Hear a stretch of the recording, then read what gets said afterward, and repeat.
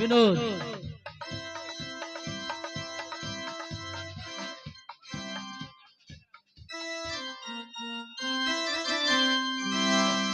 Hello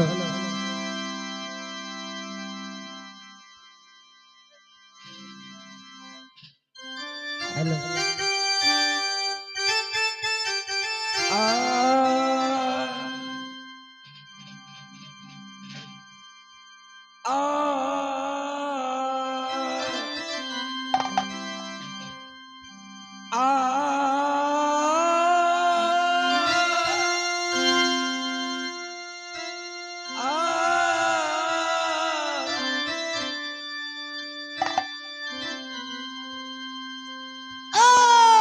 पंडित Gadgadia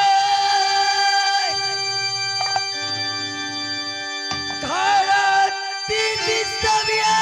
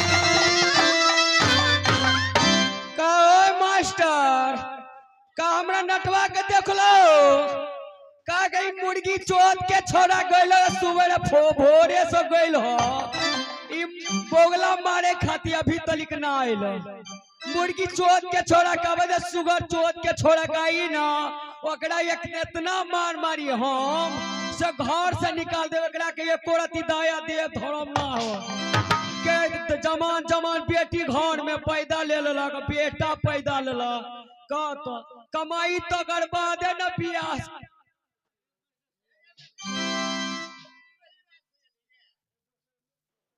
hello Godhna गोधेबो हम तो उतरे ही राज से अली उतरे राज से ये लइए करना चिनिए रे जान ये लइए करना चिनिए रे जान फिर जान चली हम धली रे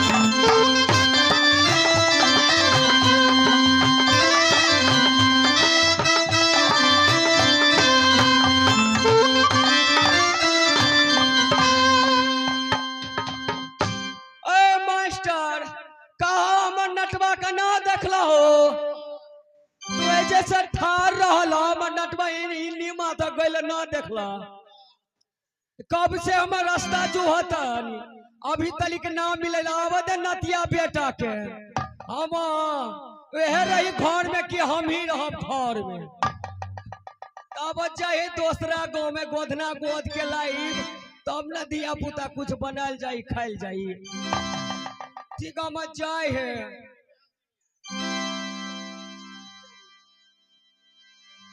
है गए हसीना केने गेली गए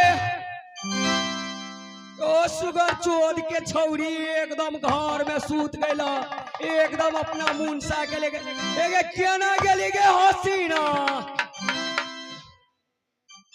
बाप रे बाप गाँव मास्टर ड्यूटी लगावत रहला ना देखला के आइल केने गोधना गोधबा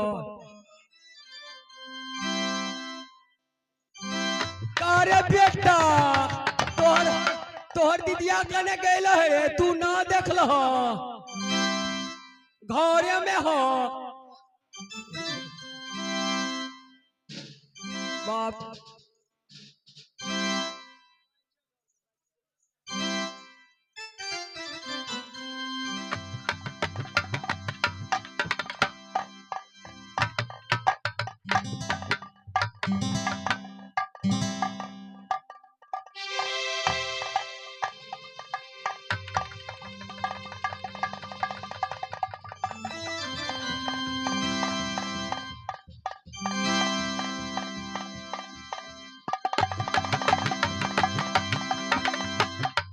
बजा तो बुझाता एकदम मौसम खराब हो गए कहीं जाइब गोदना गोदना धुई ने महारा जाए ठीक है रास्ता पर हम जो है कोई आए जाए तकर बाद मिलल जाई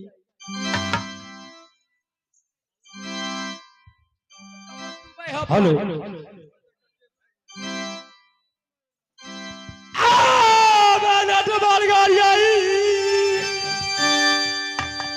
नगरिया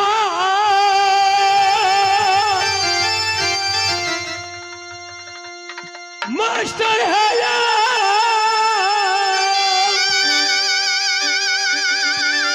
जाचे हो मेरा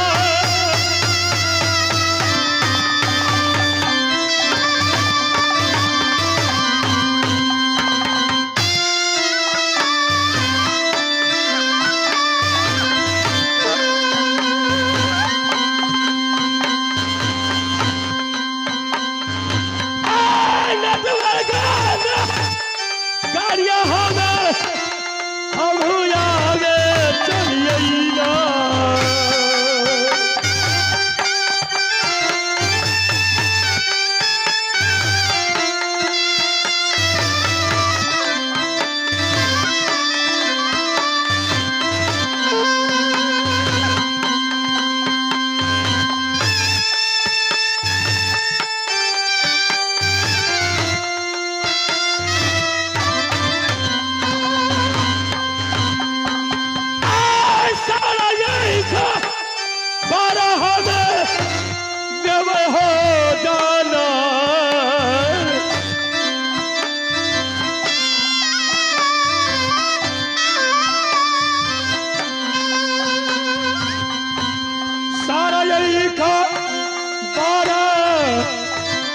नटवरगा नगारा में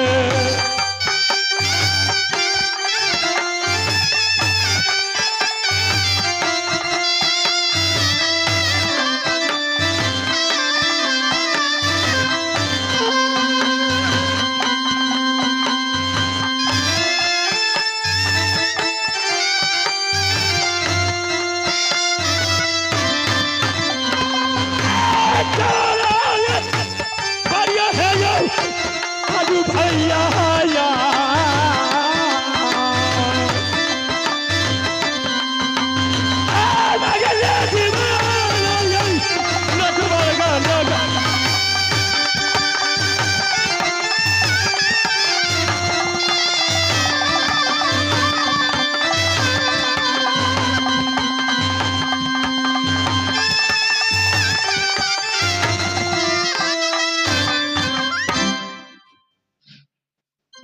नटवर घर है। इस वक्त मैं नटवर घर पहुंच गया हूं। साइन बोर्ड पे लिखा है नटवर घर और सूरजा नट। मैं अंदर चलकर देखता हूं कौन कौन है।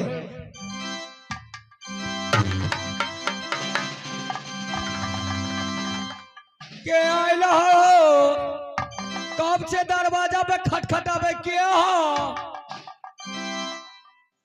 ए सुनो दोस्त जी वालेकुम सलाम। वालेकुम सलाम वालेकुम। ए दोस्त जी का हाल हो? ठीक है। ठीक है अपना बतावा। अपनो ठीक है। अभी तो दोस्तवा तो ना हो। कहाँ गए दोस्तवा? गइल हो एकदम बोगला मारे चिड़े मारे खाती। अभी तक ना आइल घरे। अच्छा घरे ना आइल? ना आइल। कौन काम बा हमरा तू बता दो। ए दोस्ती ने बोला दोस्त जी इस काम लेकर आया हूं कि इस बांधो घर में 700 घर को बस्ती नट रटीन है।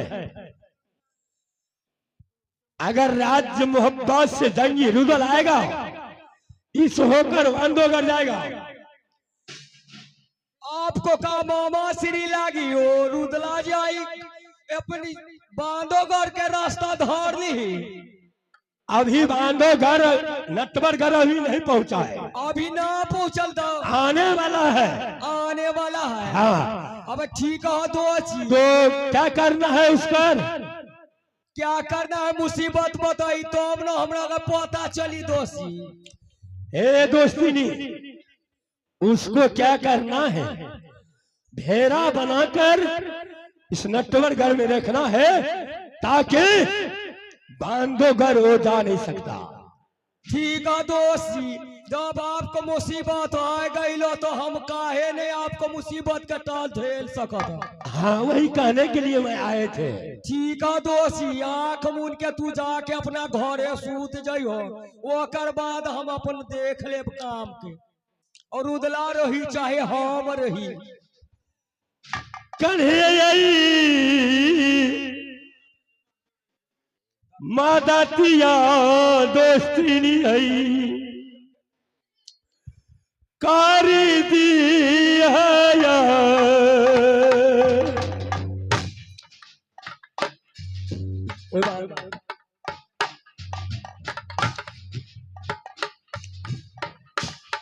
कन्हैया मादातिया